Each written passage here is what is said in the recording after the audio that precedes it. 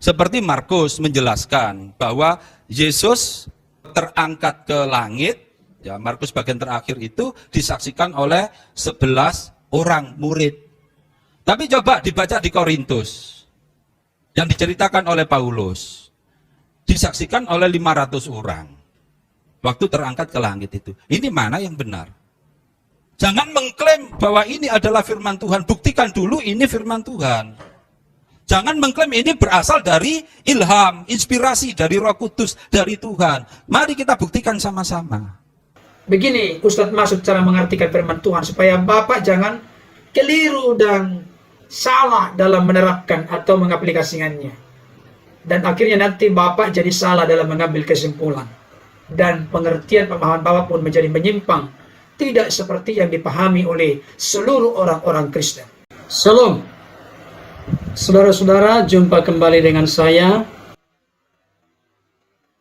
Pada kesempatan ini, saya akan melanjutkan tanggapan terhadap ungkapan atau pernyataan dari Ustadz Masud, di mana beliau menyampaikan pernyataannya ini ketika AWF mengadakan dialog dengan Pendeta Muriwali. Saudara-saudara, secara khusus di dalam bagian dialog itu saya akan menanggapi berkaitan dengan pernyataan beliau yang mengatakan ada kontradiksi atau ada ketidakkonsistenan antara Markus pasal 16 ayat 14 dan 19 dibandingkan dengan 1 Korintus pasal 15 ayat yang ke-6. Saudara-saudara, kedua bagian firman Tuhan ini menurut Ustadz Masud bertentangan.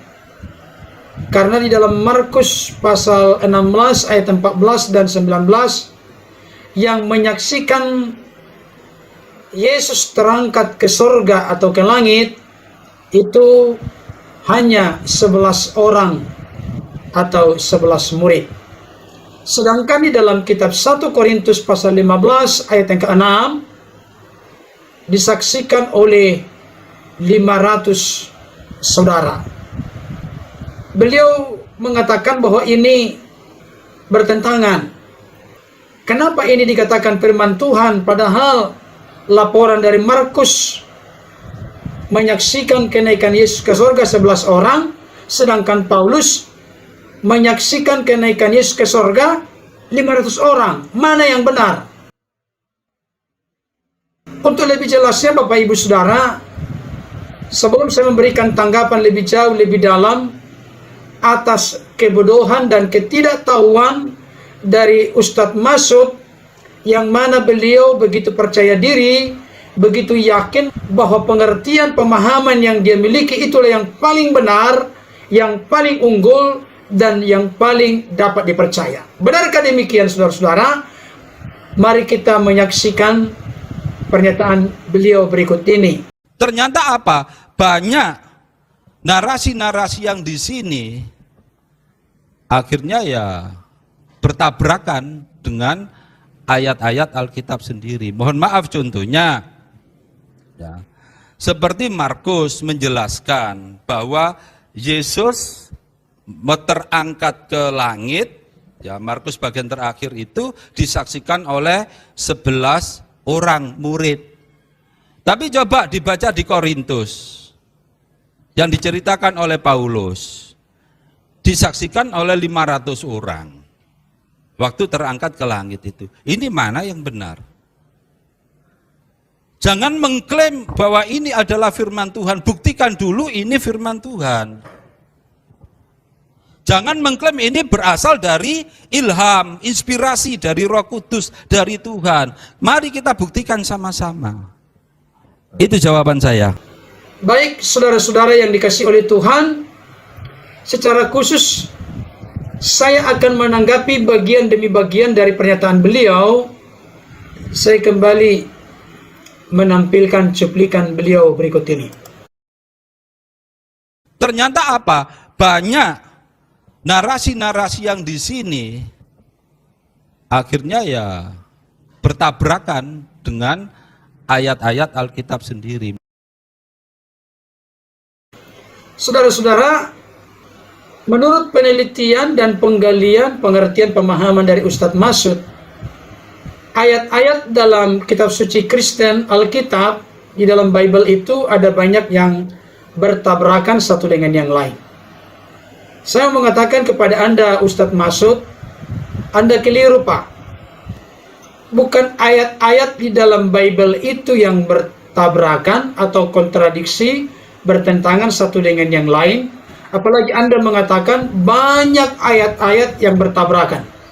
Saya katakan kepada Ustadz Masud dan juga kepada para kristologi dan teologi yang selama ini terlalu rajin semangat untuk mengutip-ngutip ayat firman Tuhan, menjelaskan kitab suci Kristen, menjelaskan Alkitab dengan cara yang salah. Saya mau katakan apa yang Anda katakan itu benar-benar salah, menyimpang dan menyesatkan.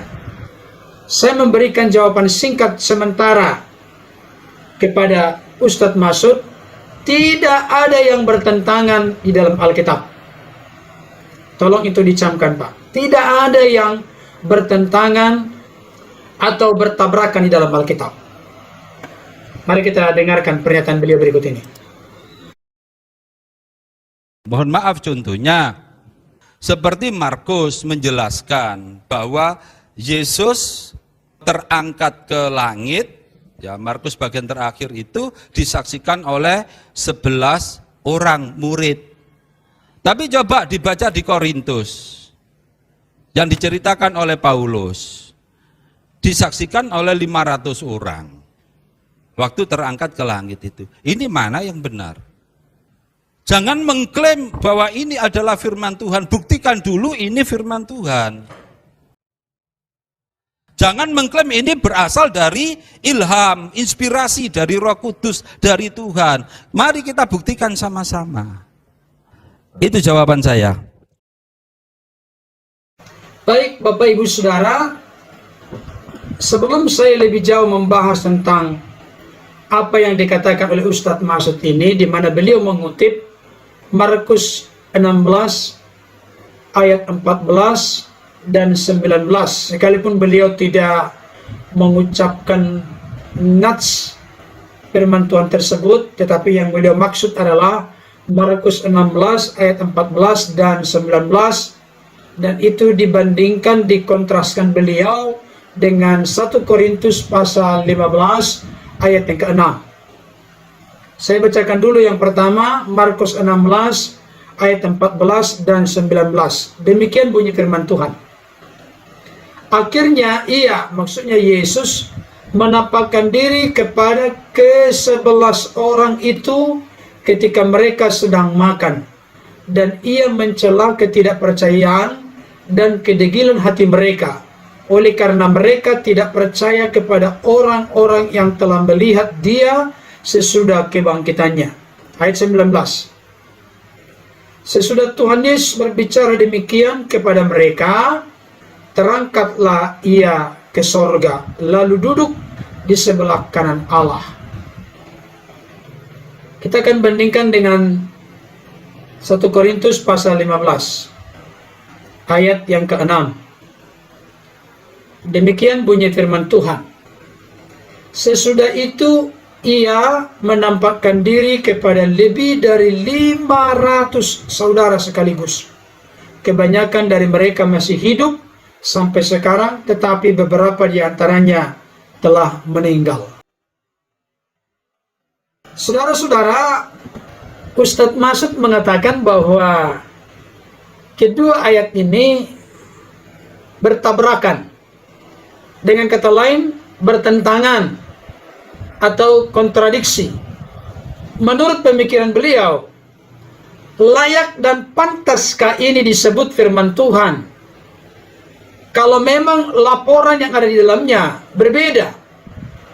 Markus melaporkan hanya 11 orang menyaksikan Yesus naik ke sorga, sedangkan Paulus menuliskan lebih dari 500 orang saudara sekaligus. Beliau bertanya, mana yang benar? Bagaimana kita memberikan tanggapan kepada apa yang disampaikan oleh Ustadz Masud ini?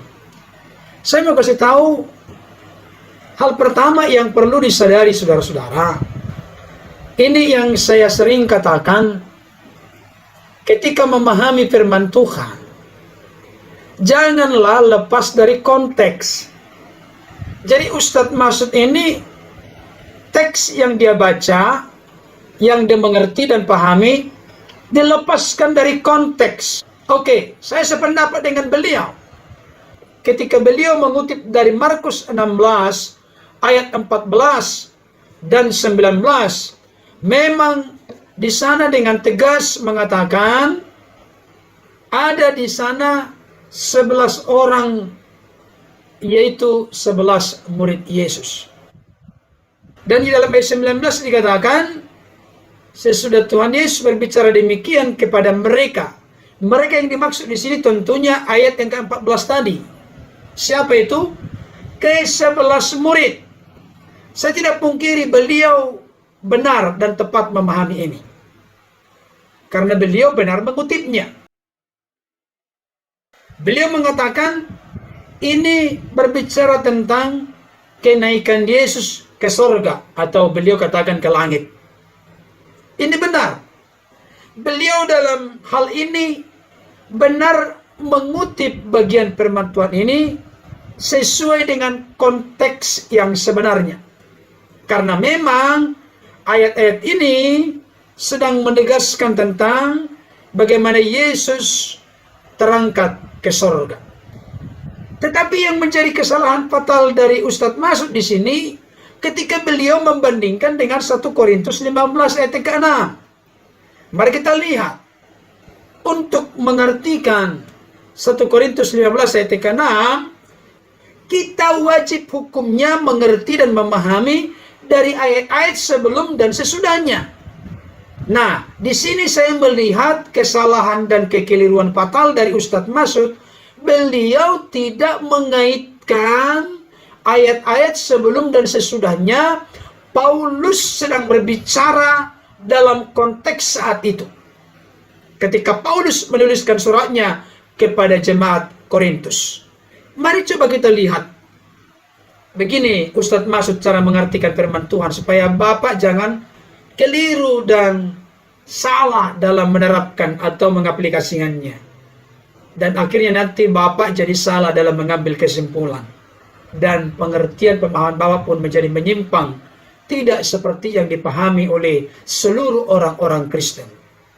Nah, itulah memang yang menjadi kelemahan kalau orang-orang di luar Kristen merasa lebih paham, lebih tahu, lebih ahli daripada orang-orang yang sudah hidupnya setiap waktu, setiap saat, setiap hari di dalam kebenaran firman Tuhan. Coba kita lihat 1 Korintus 15 ayat 3. Sebab yang sangat penting telah kusampaikan kepadamu, yaitu apa yang telah kuterima sendiri, ialah bahwa Kristus telah mati karena dosa-dosa kita, sesuai dengan kitab suci, bahwa ia telah dikuburkan, dan bahwa ia telah dibangkitkan pada hari yang ketiga, sesuai dengan kitab suci. Ayat yang kelima, bahwa ia telah menampakkan diri kepada Kefas, dan kemudian kepada ke-12 muridnya. Sesudah itu, ia menampakkan diri kepada lebih dari 500 saudara sekaligus. Kebanyakan dari mereka masih hidup sampai sekarang, tetapi beberapa di antaranya telah meninggal. Ayat yang ke-7, kita lanjutkan. Selanjutnya, ia menampakkan diri kepada Yakobus, kemudian kepada semua rasul. Ayat 8. Dan yang paling akhir dari semuanya, ia menampakkan diri juga kepadaku, sama seperti kepada anak yang lahir sebelum waktunya. Apa yang menjadi kesalahan fatal yang dilakukan oleh Ustadz Masud ketika beliau mempertentangkan Markus 16 ayat 14-19 dengan 1 Korintus 15 ayat ke-6. Saya bongkar kekeliruan Anda, Ustadz Masud yang saya hormati. Dari pernyataan Anda jelas tadi terlihat, Anda mengatakan bahwa Markus 16 ayat 14-19, di mana di sana berbicara tentang Yesus naik ke sorga. Disaksikan oleh 11 murid. Saya harus acungi Anda jempol, Pak. Memang Anda benar. Tetapi ketika Anda mengaitkan Markus 16 ayat 14-19, di mana ada 11 saksi di sana yang menyaksikan kenaikan Yesus ke sorga, Anda juga menyamaratakan itu dengan konteks 1 Korintus 15 ayat 6, juga berkaitan dengan 500 orang saudara sekaligus menyaksikan Yesus naik ke sorga. Disinilah letak kesalahan Ustadz Masud secara fatal. Kenapa saya katakan demikian? Markus 16 ayat 14-19 memang benar menegaskan tentang 11 murid menyaksikan Yesus naik ke sorga. Tapi ketika sudah masuk dalam 1 Korintus 15 ayat yang ke-6, bahkan di ayat sebelum dan sesudahnya, di sana tidak ada kaitannya dengan 500 orang menyaksikan Yesus naik ke sorga. Coba Ustadz Masud yang saya hormati bersama dengan para ustadz yang tadinya Kristen dan sekarang sudah mu'alaf menjadi Islam, tolonglah dengan serius, dengan peka, dengan rendah hati, jangan dengan emosi, tapi dengan pikiran yang jernih dan tenang untuk betul-betul meneliti kalimat itu secara terang benderang, secara sungguh-sungguh, secara serius, sehingga tidak memunculkan pernyataan-pernyataan, bahkan pendapat dan kesimpulan yang salah. Jelas di sini dikatakan, sesudah itu ia menampakkan diri. Tidak ada dikatakan di sini, sesudah itu ia naik ke sorga. Tidak ada. Tapi menampakkan diri. Ada perbedaan, Ustadz Masud yang saya hormati, tolong perhatikan ini, Pak. Karena Anda begitu gigih, begitu getol mempertahankan argumen Anda, padahal keliru, Pak. Salah dan menyesatkan, Pak. Di dalam ayat ini tidak ada kaitannya ketika Paulus menulis, itu bukan konteks Yesus naik ke sorga. Tidak. Tapi Yesus setelah kebangkitannya dari antara orang mati, menampakkan diri atau menunjukkan dirinya bahwa dia benar-benar bangkit dari antara orang mati kepada banyak orang. Jadi bukan konteks Yesus naik ke sorga. Itu kekeliruan Anda, Pak. Makanya Anda salah mengerti, salah memahami. Jadi jelas saya katakan kepada Ustadz Masud yang saya hormati, itu tidak ada pertentangan sama sekali, Pak. Tapi Anda yang menyamaratakan kitab Markus 16 ayat 14-19, ke 11 murid menyaksikan Yesus naik ke sorga. Dan Anda menyamaratakan juga di dalam 1 Korintus 15 ayat ke-6, Anda juga menyimpulkan Yesus naik ke sorga. Padahal tidak.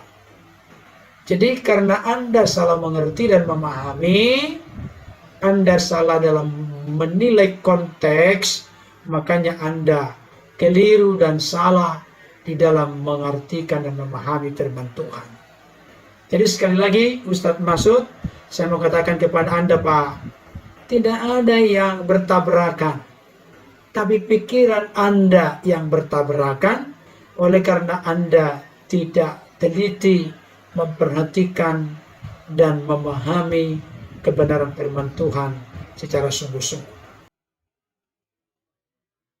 Ustadz Masud yang saya hormati, saya mau katakan kepada Anda, Pak, kami orang Kristen 100% yakin mengklaim bahwa Alkitab adalah firman Tuhan, dan Alkitab itu dalam penulisannya diilhamkan oleh Roh Kudus atau diberikan penerangan di dalam hati dan pikiran para penulis ketika menuliskan Alkitab itu. Dan itu jelas terlihat saudara-saudara dari 2 Timotius 3 ayat yang ke-16. Saya bacakan untuk kita dulu, untuk makin memperjelas pengertian dari Ustadz Masud dan juga para ustadz yang sering mengutip-ngutip firman Tuhan dan menyelewengkan artinya. 2 Timotius 3 ayat 16. Segala tulisan yang diilhamkan Allah memang bermanfaat untuk mengajar, untuk menyatakan kesalahan, untuk memperbaiki kelakuan, dan untuk mendidik orang dalam kebenaran. Tolong Ustadz Masud perhatikan bagian awal. Segala tulisan diilhamkan Allah. Segala tulisan yang dimaksud di sini adalah seluruh kebenaran firman Tuhan, mulai dari Kejadian sampai Wahyu, semua itu diilhamkan oleh Allah. Hati dan pikiran para penulis diterangi oleh Roh Kudus, sehingga apapun yang mereka tuliskan, sekalipun mereka memasukkan dari latar belakang pendidikan mereka, gaya hidup mereka, pengertian, pemahaman mereka, semua itu di dalam penerangan Roh Kudus, sehingga tidak ada yang salah, menyimpang, bahkan keliru di dalamnya. Terus terang saya sangat salut dengan penulisan Alkitab ini. Kenapa, saudaraku? Karena ditulis di dalam zaman yang berbeda, kurang lebih Perjanjian Lama sampai Perjanjian Baru 1500 tahun lebih dalam penulisannya. Ditulis dari latar belakang orang yang berbeda, ditulis di zaman yang berbeda, tetapi tidak ada satupun yang kontradiksi satu dengan yang lain. Bukankah ini bukti bahwa Alkitab ini bukan sekedar oleh karena kecerdasan, kepintaran manusia dalam menuliskannya, tapi di sana ada bimbingan, tuntunan, ilham, penerangan dari Roh Kudus. Saya akan bacakan lagi satu ayat firman Tuhan untuk makin mempertegas dan memperjelas kepada Ustadz Masud, yaitu dari 2 Petrus 1 ayat 20 sampai 21. Demikian bunyi firman Tuhan. Yang terutama harus kamu ketahui ialah bahwa nubuat-nubuat dalam kitab suci tidak boleh ditafsirkan menurut kehendak sendiri, sebab tidak pernah nubuat dihasilkan oleh kehendak manusia, tetapi oleh dorongan Roh Kudus orang-orang berbicara atas nama Allah. Ayat ini semakin menegaskan segala tulisan itu diilhamkan Allah, bahkan nubuat-nubuat dalam kitab suci itu bukan oleh karena kehendak manusia, tapi oleh karena dorongan Roh Kudus. Hamba-hamba Tuhan, para penulis Alkitab, mereka berbicara atas otoritas atau atas nama Allah. Jadi makin jelas Ustadz Masud, kita tidak sembarangan mengklaim bahwa Alkitab firman Tuhan, dan memang benar-benar Alkitab itu firman Tuhan karena diilhamkan oleh Roh Kudus. Bapak Ibu Saudara yang dikasihi oleh Tuhan, sekian tanggapan yang dapat saya berikan, kiranya dapat mencerahkan teman-teman Kristen, sekaligus memberikan jawaban kepada orang mengaku diri Kristolog atau teolog, padahal sebetulnya bukan Kristolog, tetapi Kristologi dan Teologi. Tuhan Yesus memberkati. Amin.